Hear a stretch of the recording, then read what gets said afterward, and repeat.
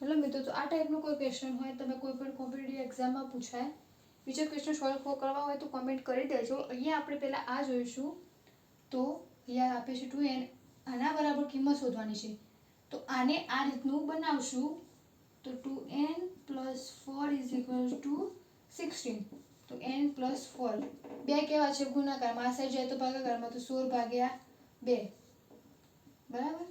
તો n + 4 = 2 8 16 અહીંયા આવશે 8. તો હવે જોવાનું આનું સ્વરૂપ લાવવું છે. તો અહીંયા કેટલા ઉમેરે તો 10 થાય? તો 6. તો બંને બાજુ 6 ઉમેરતા તો n + 4 + 6 = 8 + 6. અહીંયા તો n + 10 = 8 નો 6 14. તો n + 10 એટલે 14 જવાબ આવે, જે આપણો ઓપ્શનમાં છે ડી. તો આપણો રાઈટ આન્સર થશે.